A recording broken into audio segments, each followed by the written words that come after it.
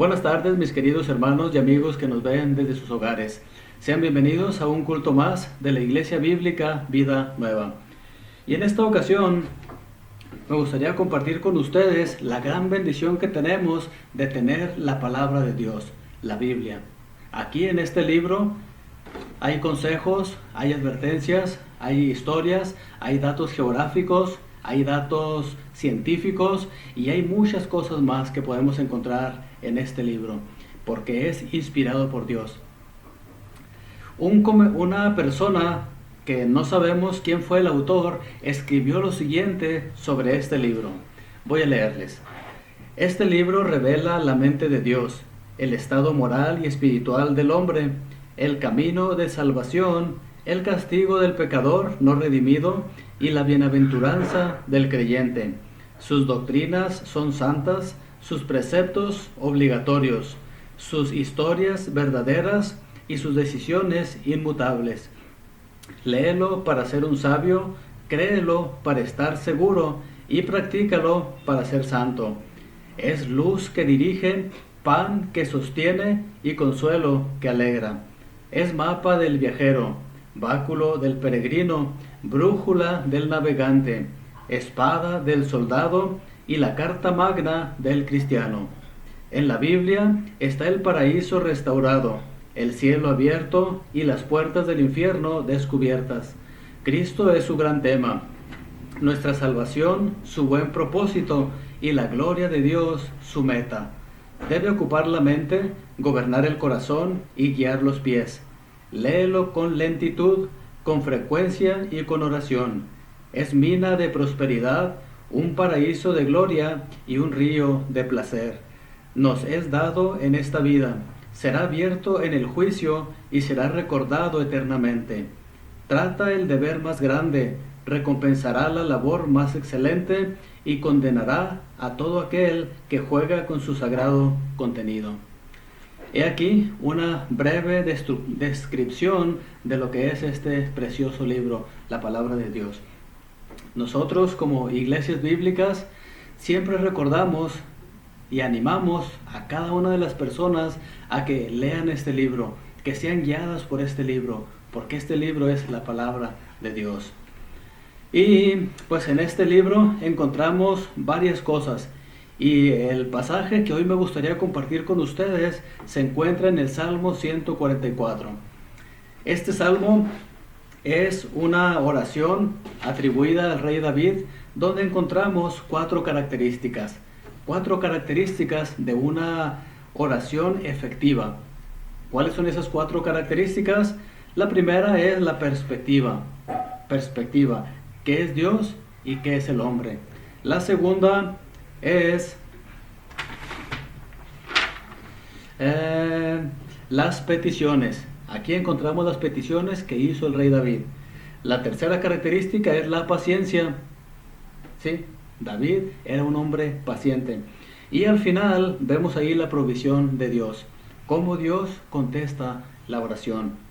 Entonces, quiero animar a cada uno de ustedes a que pues estemos atentos a lo que Dios nos quiere decir el día de hoy. En la Biblia, que es la palabra de Dios, y nuestro manual de vida, encontramos ejemplos de oraciones hechas por personas piadosas. Y una de estas oraciones de un hombre piadoso es el rey David, que de hecho Dios lo llama aquí en su palabra un hombre conforme a su corazón, un hombre conforme al corazón de Dios.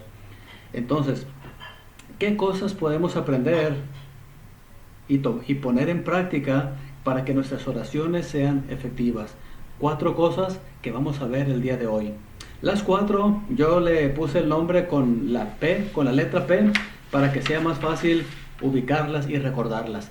La primera es perspectiva, la segunda peticiones, tercera paciencia y la 4 provisión. Perspectiva, peticiones, paciencia y provisión. Pero antes de empezar a estudiar este salmo, vamos a encomendar en las manos de Dios este tiempo. Oremos. Nuestro gran Dios y Salvador, gracias por este pasaje, Señor, el Salmo 144, que tú lo has dejado en tu palabra para poder nosotros leerlo, estudiarlo. En aquel tiempo, Señor, lo cantaban y te damos gracias, Padre, porque lo podemos tener como un ejemplo de oración, de ese hombre conforme a tu corazón. Nosotros también queremos parecernos, Señor, a ese hombre, Señor, el rey David. Queremos ser cada vez más hombres y mujeres conforme a tu corazón. Te pedimos, Señor, que tú hables a nuestras vidas. Habla, Padre, a través de tu siervo. Y rogamos también, Señor, que obres a través, Padre, de las personas que están escuchando. Abre sus corazones y sus mentes para poder estar atentos a lo que tú quieres mostrarnos el día de hoy, Señor. Te pedimos que bendigas tu palabra en el nombre de Cristo Jesús. Amén. Ok, entonces vamos a empezar abriendo sus Biblias en el Salmo 144 y vamos a leer los versículos 1 y 2. Salmo 144, versículos 1 y 2. ¿Qué nos dice aquí este pasaje? Dice lo siguiente. Dice: bendito sea el Señor, mi roca, que adiestra mis manos para la guerra, mis dedos para la batalla. Él es mi Dios amoroso, mi amparo, mi más alto escondite, mi libertador, mi escudo en quien me refugio. Él es quien pone los pueblos a mis pies. Y el número 3 también lo vamos a leer. Dice: Señor, ¿qué es el mortal para que lo cuides? ¿Qué es el ser humano para que en él pienses? Todo mortal es como un suspiro, sus días son fugaces como una sombra. Aquí en estos 4 versículos podemos encontrar la perspectiva de David y también la perspectiva de Dios. David no era un hombre presumido, David no era un hombre que se creía más que las demás personas, era un hombre que tenía su perspectiva en lo que era. Él sabía quién era Dios y él sabía quién era él. Él sabía que él fallaba y Dios es infalible, Dios es perfecto. En los primeros 2 versículos encontramos ahí que David reconoció de quién provenía su fuerza, de quién provenía todas sus habilidades. Dice allí el versículo 1, dice: bendito sea el Señor, mi roca, que adiestra mis manos para la guerra y mis dedos para la batalla.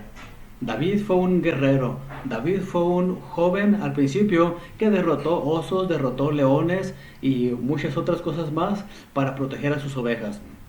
Después de esto derrotó al gigante Goliat y después él siguió en su trabajo como rey derrotando a los demás pueblos, demás naciones que habían por allí de sus enemigos.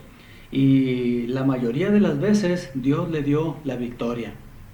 Ahora, aquí el rey David está reconociendo que su habilidad para pelear, que su habilidad para ganar no era de sí mismo, sino de Dios, de Dios. Entonces David tenía una buena perspectiva.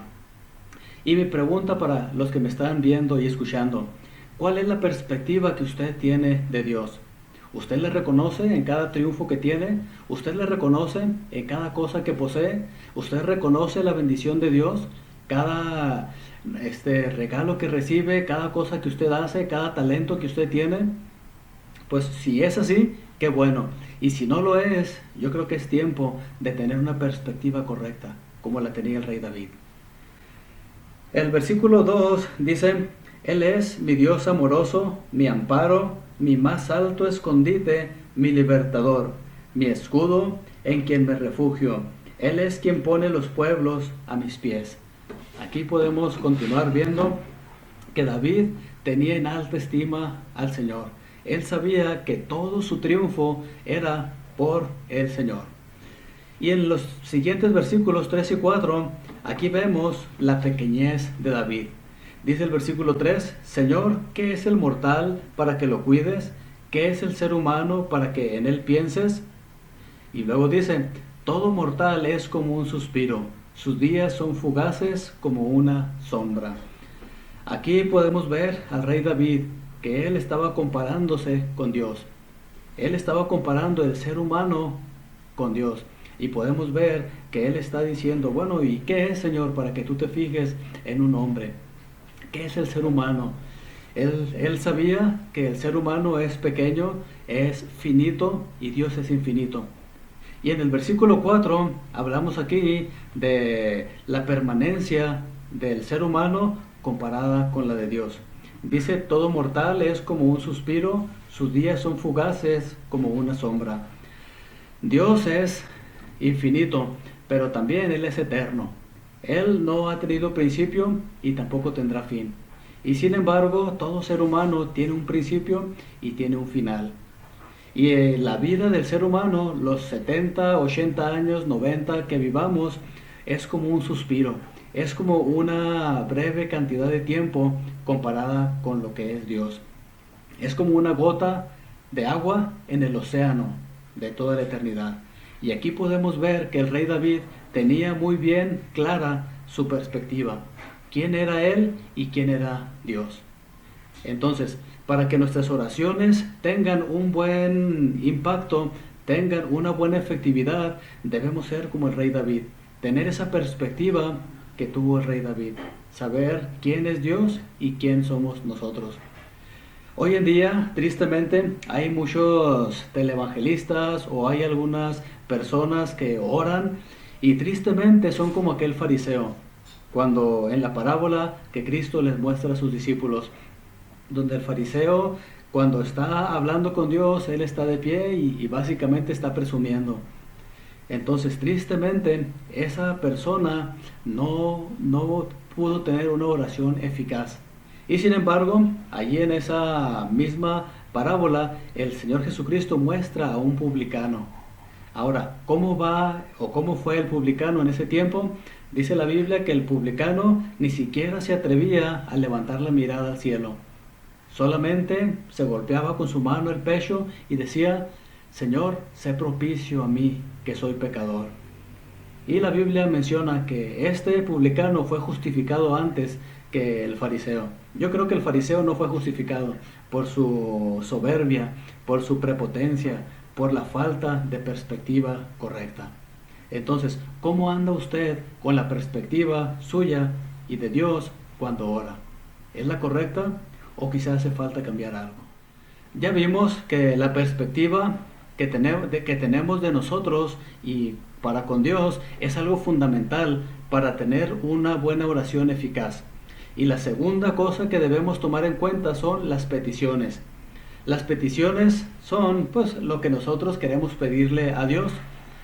A Dios le gusta que nosotros le digamos lo que nos hace falta, lo que nosotros queremos. No porque Dios no sepa, porque Dios lo sabe todo, sino porque a Él le gusta que nosotros tengamos comunicación con Él, que nosotros vayamos y mostremos nuestra dependencia de Él. Y aquí el salmista está dando sus peticiones a Dios. ¿Cuáles son esas peticiones? Vamos a leer el versículo 5. Dice así: Abre tus cielos, Señor, y desciende. Toca los montes y haz que echen humo. El 6. Lanza relámpagos y dispersa al enemigo. Dispara tus flechas y ponlo en retirada. Aquí podemos ver que el salmista tenía algunas necesidades. ¿Cuáles eran esas necesidades? En primer lugar, de protección. Aquí no nos dice cuál era su enemigo, pero el rey David, por ser un hombre de Dios, por ser un hombre que anduvo allí peleando las batallas de Jehová, tuvo varios enemigos. Y en esta oración, él está pidiendo al Señor que abra los cielos, que descienda, toque los montes y que los haga que echen humo. Ahora, Dios es un Dios todopoderoso. Aquí podemos ver que él está pidiendo básicamente que muestre su poder. ¿Cómo Dios mostró su poder en el Antiguo Testamento? Podemos ver que cuando el pueblo de Israel estaba saliendo del pueblo de Egipto, Dios hizo que vinieran las plagas sobre el pueblo de Egipto para que el pueblo de Egipto dejara a Israel libre. ¿Cuáles son algunas de esas plagas? Convirtió el agua en sangre, hubo tinieblas, hubo piojos, la muerte del ganado, hubo granizo en gran escala y hubo otras cosas más por ahí. Ahora, aquí podemos ver cómo Dios mostró su poder contra los enemigos del pueblo de Israel. Y aquí el rey David está pidiendo que Dios muestre su poder para que sus enemigos sean espantados. Ahora, mi pregunta para usted es la siguiente. ¿Tiene usted enemigos, así como el rey David? Tal vez no haya, ¿verdad?, alguien que esté ahí nada más acechándolo para querer matarlo, para querer dañarlo, pero todos en nuestro entorno tenemos enemigos. Quizá en la familia, porque usted quiere hacer lo correcto y algún miembro de la familia no quiere hacer lo correcto. En su trabajo, tal vez haya alguien ahí, ¿verdad?, que tal vez no quiere matarlo, pero sí quiere hacer que usted se vaya del trabajo, o que lo pongan en mal, o que lo corran. Quizá algunos de ustedes en su escuela hay enemigos. Tenemos enemigos en muchos lados. Entonces, una de las cosas que podemos hacer nosotros cuando oramos, al igual que el rey David, es pedir que Dios muestre su poder en favor nuestro. A Dios le gusta mostrarnos su favor porque Él se lleva la gloria y nosotros recibimos el beneficio. En el versículo 6 dice así. Dice, lanza relámpagos y dispersa al enemigo. Dispara tus flechas y ponlo en retirada. El 7, extiende tu mano desde las alturas y sálvame de las aguas tumultuosas. Líbrame del poder de gente extraña. Aquí podemos ver que dice gente extraña. Líbrame del poder de gente extraña. Es muy posible de que esta gente extraña pues eran de los pueblos allí vecinos que quizá hablaban otra lengua, gente que no conocía bien a Dios, pero también, ¿verdad?, querían dañar al pueblo de Israel. Y aquí podemos ver que el rey David pide que Dios lo cuide, que Dios eche a esa gente, que Dios los mantenga lejos, alejados de él. Y en el versículo 8 vemos algunas características del enemigo. ¿Cómo era este enemigo al que el rey David se está refiriendo aquí? Dice el versículo 8, dice, cuando abren la boca dicen mentiras, cuando levantan su diestra juran en falso. Aquí vemos dos características generales de los enemigos de Dios. Póngase a pensar usted en algún compañero de trabajo, algún compañero de escuela. Si usted anda en rectitud con la palabra de Dios, haciendo lo que es correcto y cosas buenas para el bien de usted y de la demás gente, mucha gente va a decir mentiras contra usted. Mucha gente va a levantar calumnias contra usted para ponerlo en mal, para hacer lo que desista de hacer lo correcto. Pero ¿sabe qué? Usted no es el único, ni ha sido el único, ni es, ni será. Tristemente, muchos de los enemigos que hoy existen y van a existir, usan la mentira como un arma, usan la mentira como un acto para hacer daño a otra gente. Ahora, nuestro mayor enemigo, ¿quién es? El diablo. El diablo. La Biblia dice que él es el padre de mentira, es mentiroso, defraudador, a veces no dice toda la verdad y a veces usa medias verdades para su conveniencia, para hacer caer al Hijo de Dios. Entonces, si el rey David tuvo enemigos mentirosos, no es posible que nosotros también vayamos a tener.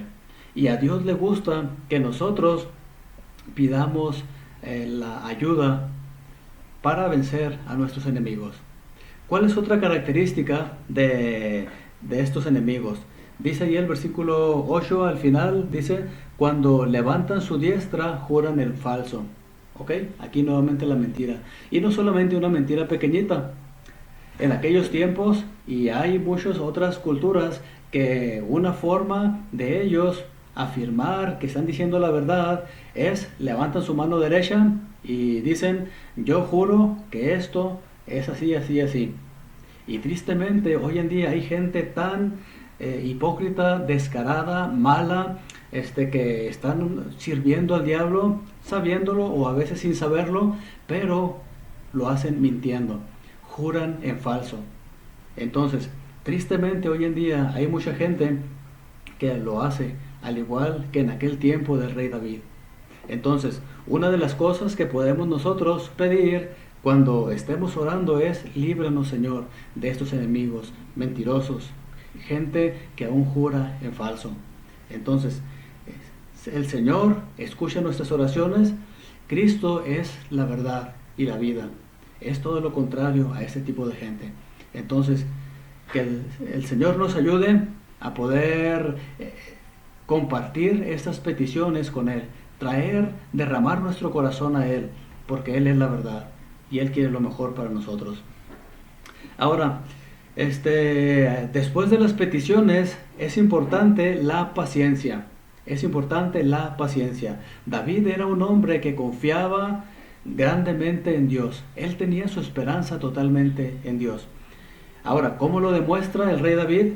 Dice ahí el versículo 9, síganme allí con su mirada, dice: te cantaré, oh Dios, un cántico nuevo, con el arpa de 10 cuerdas te cantaré salmos. Tú que das la victoria a los reyes, a tu siervo David lo libras de la cruenta espada. Aquí podemos la confianza que tenía el rey David. Él, después de haber puesto sus peticiones delante de Dios, no se puso allí todo temeroso a ver qué pasaba, no se puso a ver allí las noticias, a ver qué pasaba en su reino. No, dice allí: te cantaré, oh Dios, un cántico nuevo, un cántico nuevo.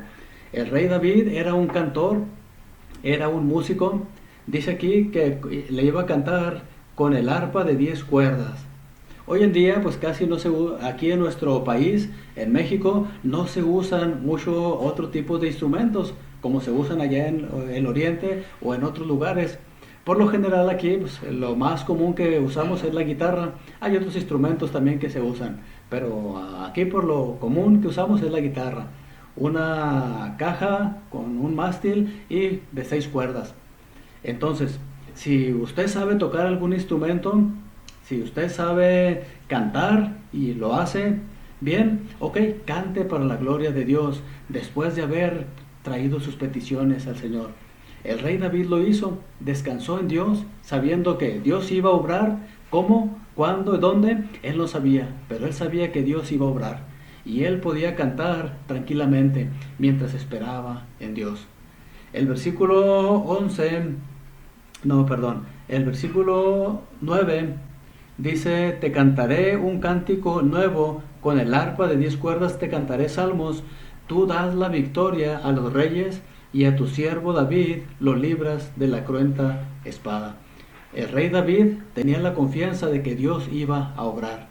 Entonces, mi pregunta para usted es la siguiente: ¿qué tanta confianza tiene usted en Dios después de que le ha entregado sus peticiones? ¿Sabe qué? Dios es la persona más grande del universo. Dios es la persona que todo lo puede. Dios es la persona que le ama a usted más que lo que lo ama cualquier persona. Su mamá, su papá, sus hermanos, su esposa, su esposo. Dios le ama aún más. Y Él sabe lo mejor que es para usted. Entonces, mientras usted espera a que Dios conteste estas peticiones, ¿sabe qué? Alábele, cántele, sírvale, haga lo que esté a su alcance, sabiendo que Dios está trabajando, y espere en Él. Ya hemos visto la perspectiva, las peticiones, la paciencia que se necesitan en la oración, y ahora vamos a ver la provisión, cómo Dios puede contestar esas peticiones que usted ha hecho. Y en los versículos 12 al 15 encontramos unas características de un pueblo bendecido por Dios. ¿Cuáles son esas características de un pueblo bendecido por Dios? La primera la encontramos allí en el versículo 12. ¿Qué dice el versículo 12?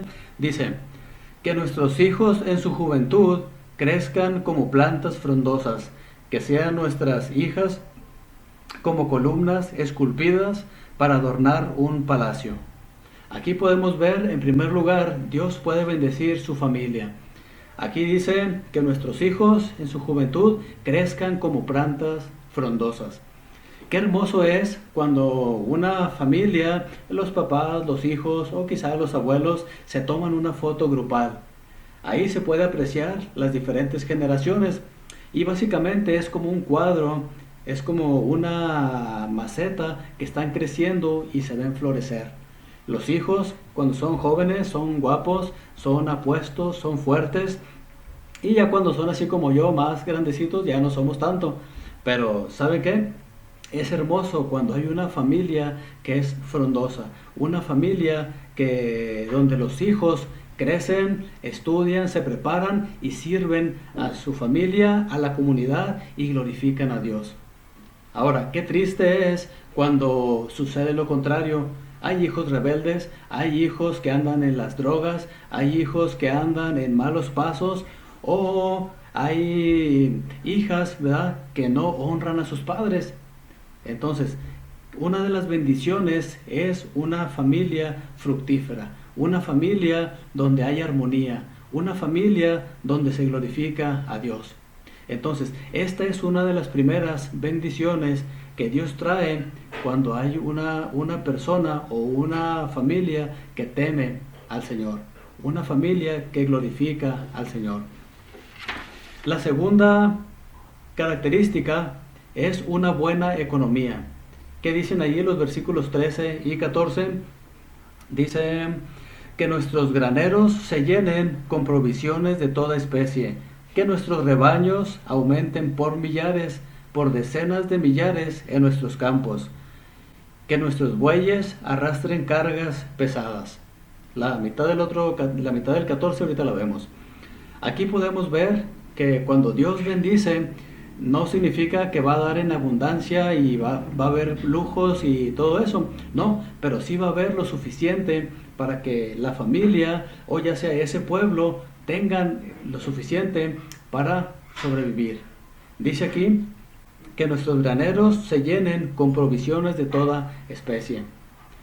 En nuestra cultura, aquí en las ciudades, no es tan común como en los campos que la gente tiene sus graneros, que la gente tiene sus almacenes donde almacenan la cosecha.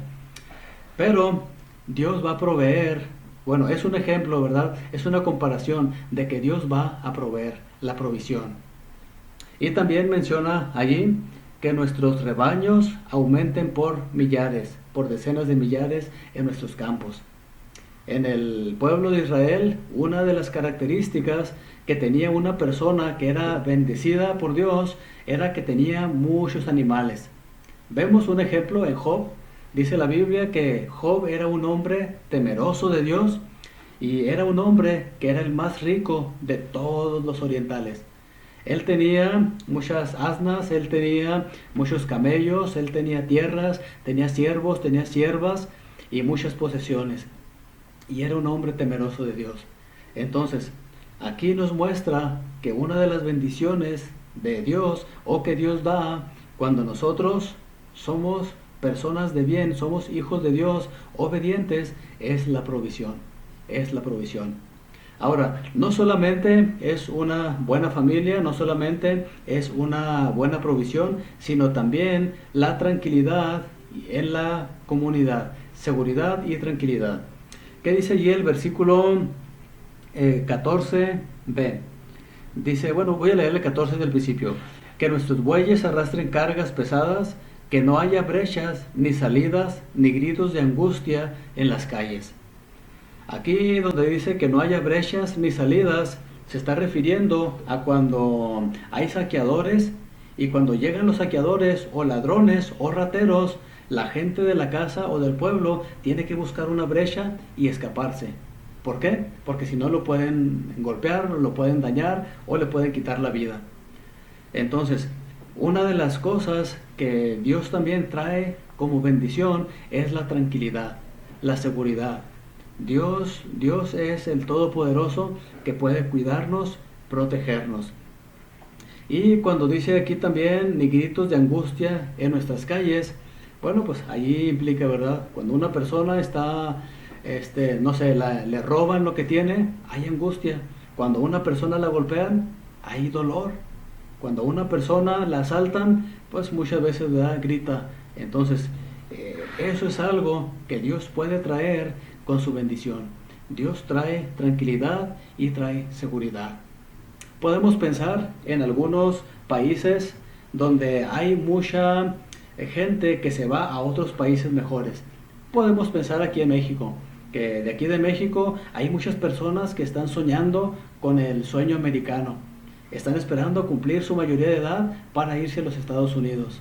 O hay gente también de Centroamérica que pasan caravanas, años pasados pasaron caravanas aquí por México para ir a los Estados Unidos. Ahora, mi pregunta es, ¿por qué esa gente no se queda allí en esos países? Porque hay hambre, porque hay escasez, porque hay falta de la bendición de Dios en esos lugares. Entonces, gran parte de la bendición de Dios es una buena familia, una buena economía y también la seguridad y tranquilidad en la comunidad. Otro ejemplo de estas cosas es el rey Salomón. El rey Salomón fue un hombre que pidió sabiduría a Dios cuando pudo haberle pedido riquezas, cuando pudo haberle pedido la vida de sus enemigos u otras cosas que él quisiera. Él pidió sabiduría para gobernar a su pueblo y Dios le dio todo aquello que él no pidió. Entonces, podemos nosotros confiar en que Dios puede responder y puede darnos aún más allá de lo que nosotros nos imaginamos o pensamos. Ahora, para nosotros poder tener una buena perspectiva, no lo vamos a poder hacer si no somos hijos de Dios. Si nosotros no somos hijos de Dios, todas nuestras tendencias van a ir hacia el mal, van a ir hacia la prepotencia, van a ir hacia una falta de una perspectiva correcta. Si nosotros no somos hijos de Dios, no vamos a poder entrar al cielo un día que muramos. Y también no vamos a poder tener ese favor. ¿Por qué? Porque Dios no va a escuchar nuestra oración si no somos hijos de Dios. Ahora, se preguntará alguno de ustedes, ¿y cómo puedo llegar a ser hijo de Dios si no lo soy? En primer lugar, tiene que arrepentirse de sus pecados, pedirle a Cristo que perdone sus pecados y que le salve. Ahora, ¿quién es Cristo para que usted pueda creer en Él? Cristo es la segunda persona de la Trinidad que se hizo humano, tomó carne, un cuerpo humano, nació a través de la Virgen María, vivió una vida perfecta y después lo enjuiciaron injustamente, murió en la cruz como un malhechor, derramó su sangre en la cruz, murió, fue sepultado, pero resucitó al tercer día, porque Él era Dios, volvió a tomar la vida de nuevo. Y después ascendió al cielo y ahorita está a la diestra de Dios, intercediendo por usted y por mí. Solamente tiene usted que creer que Él le puede salvar, que Cristo es la única persona que lo puede salvar, que usted no se puede salvar a sí mismo. Arrepentirse de sus pecados y creer en el Evangelio. Y esta es la única forma en que usted puede llegar a ser hijo de Dios. Entonces, si usted no ha tomado esta decisión de creer en Cristo como su Salvador, yo lo animo a que lo haga el día de hoy, porque no sabemos si usted existirá para mañana, o para el siguiente año, o para cuando usted a lo mejor decida hacerlo. Ahora, el comentario Diario Vivir nos dice lo siguiente: la vida es corta. David nos recuerda que es semejante a la vanidad, y nuestros días como la sombra que pasa. Acerca de esto, Santiago dice que la vida es neblina que se aparece por un poco de tiempo y luego se desvanece. Santiago 4:14. Ahora, debido a que la vida es corta, debemos vivir una vida para Dios mientras tengamos tiempo. No desperdicie su vida entregándose a un propósito inferior, sin valor y perdurable. Viva para Dios. Él es el único que le puede dar valor, propósito y significado a su vida. Quizá alguno de los que me están viendo puede pensar, mi vida no vale nada, he desperdiciado toda mi juventud. ¿Sabe qué? Si usted se acerca a Cristo, si usted viene a Él en arrepentimiento y fe, Él le va a tomar, Él le va a hacer su hijo y le va a cambiar. Solamente tiene que arrepentirse y creer en el Evangelio, pedirle que lo salve. Cuando usted esté orando, acuérdese y tome en cuenta quién es Dios y quién es usted. Exponga sus peticiones al que todo lo puede. Alabe al Señor por lo que Él ha hecho en su vida mientras espera pacientemente su respuesta. Continúe leyendo, estudiando y memorizando pasajes de la Biblia para conocer más del Señor y así que su fe aumente. Ahora, acordémonos que esto solamente lo podemos hacer los que somos los hijos de Dios. Las peticiones, Dios solamente escucha a aquellos que son sus hijos. Y si usted ya es hijo de Dios, ore a Él, siga este ejemplo de esta oración que nos dejó allí en la Biblia el rey David y espere a que Dios conteste. Y si usted aún no es hijo de Dios, pídale que lo salve, porque si no, ninguna oración a Dios de suya va a ser contestada, porque no es su hijo. Acéptele hoy como su Salvador. Que el Señor le bendiga. Oremos. Padre, te damos gracias por todo lo bueno que tú eres con nosotros. Gracias porque tú nos has dejado tu palabra como un ejemplo, una carta de amor, un instructivo para nuestras vidas. Te pedimos, Señor, que tú nos ayudes a leerlo, estudiarlo. Bendice a aquellas personas que ya son hijas tuyas, Señor. Y te pedimos por aquellas que aún no lo son. Obra, Padre, para que puedan llegar a serlo, que lleguen a ser hijos tuyos y de esa forma poder entrar en el reino de los cielos un día que todo eso termine. Te pedimos, Señor, que bendigas a la Iglesia Bíblica Vida Nueva y de la misma forma, Señor, aquellas otras personas que van a otras iglesias o quizá aquellos que no tienen una iglesia, Señor. Obra tú, Padre, para que pronto llegue una iglesia a ellos. Envía obreros a tu mies, Señor. Te damos gracias por tu palabra y te pedimos, Señor, que sigas dirigiéndonos en tu camino. Te pedimos esto en el nombre de Cristo Jesús. Amén. Que el Señor les bendiga.